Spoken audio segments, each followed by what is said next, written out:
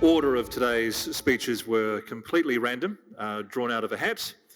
But up next, which is probably very timely, the Honourable Paul Goldsmith from the New Zealand National Party. Good afternoon, everybody. Kia ora tātou. And it's great to be here with my colleagues and you all to talk about the important issue of how we get this economy back on track. It's good to be here with the Right Honourable Winston Peters. We've all got history here. This could be the last time you get to see him live. It's a bit like Elton John's farewell tour. Let's make the most of it while we've got the chance. It's good to be with Phil Twyford. Thank you very much for your warm comments. You obviously didn't see the $160 billion mistake in Grant Robertson's PR today when you launched your fiscal plan. So, yes. So, look, we're meeting at a time when we're facing one of the greatest economic challenges in living memory. If we think about it, the economy has shrunk by 12% in the second quarter and is shrinking over the year, where the Treasury is predicting another 100,000 jobs may be lost in the next 2 years. And we see debt as far growing up to around over half of our GDP. Under the government's plan, no return to deficit in no return to surplus in 15 years. Now, we firmly believe that the New Zealand economy will get back on track. New Zealand's a great place. We produce what the world wants at good prices. New Zealand has a very bright future ahead of it. It's just a question of how quickly we get back onto our feet. And our basic proposition for the national plan is we'll get back on our feet faster so that we can all return to the standard of living that we've enjoyed and look after ourselves and our families, and to be able to afford the things such as quality healthcare that we aspire to. And so, look, some of the issues that we're going to be talking about during the campaign, I just want to talk about tax, I want to talk about jobs and where they come from, and about infrastructure.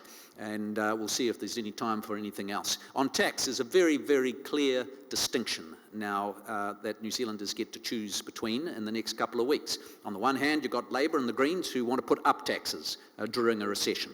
Labour wants to increase put in a new top tax rate. Greens, of course, Chloe, they think that tax is love and they want more of it.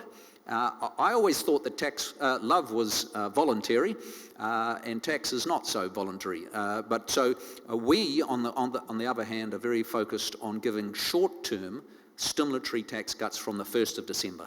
So from the 1st of December, somebody on the average earnings in New Zealand, $64,000 a year, full-time worker, will get an extra $3,000 in the hand over the next 16 months. And if you're a double-income family, that's $6,000. And that will put money into the economy over the next little while, because the pre-election economic update showed that the recession will be longer and deeper than expected, and we need to get the economy back on track. And we believe the best way to do that is to get money back into the hands of people. Now, Labour, of course, don't like that. They firmly, in their heart, believe that government spends money best, and it's actually better to have the government and Phil Twyford and Shane Jones and Winston Peters deciding on projects and programs, and that's how you get the economy going. Well, yeah, there is a room for some government programs at a time like this. Of course, you can invest in shovel-ready projects and things like that, but we firmly believe that New Zealanders themselves can decide how best to spend that money, and that's why we want to put that back in the hands.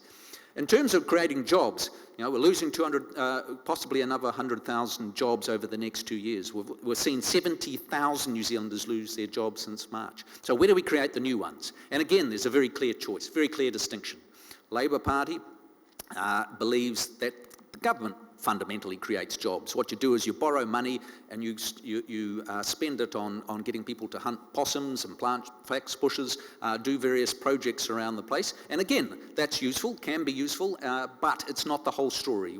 Actually, where most of the sustainable jobs come from is from private sector investment.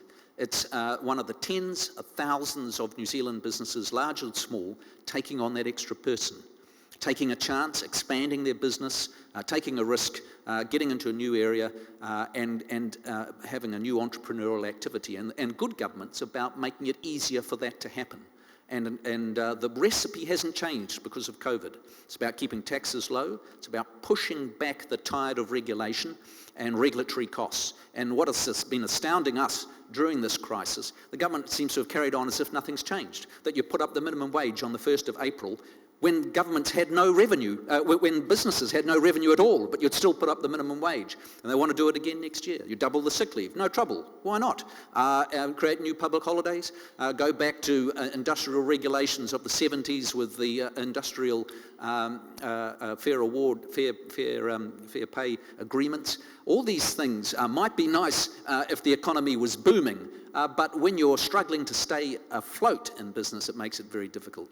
Another core thing that encourages investment is certainty around policy settings. Just think if you're Fletchers right now, you know, for 16, 17 months you haven't been able to know whether you could actually build some houses on your land. The Prime Minister's ill-conceived intervention at Ihu Mātou has stopped more houses being built there than the entire Kiwi Build project has delivered until recently. 480 houses stopped there. And Phil Twyford's great Kiwi Build project of $2 billion hasn't produced very much. Final point on infrastructure.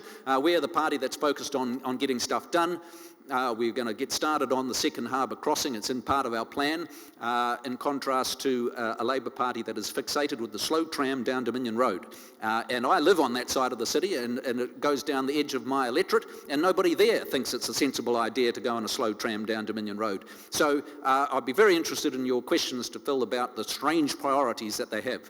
Of course, Chloe doesn't believe in cars at all, and that's okay. We can talk about that, but we think the purpose of infrastructure investment is to help Kiwis get around, and that's why we're going to, the most ambitious part of our plan is to connect the 2.5 million people living between Whangarei, Hamilton and Tauranga, connect them with proper roads for the first time and unleash the potential of that region. Very much looking forward to the discussion. Thank you very much.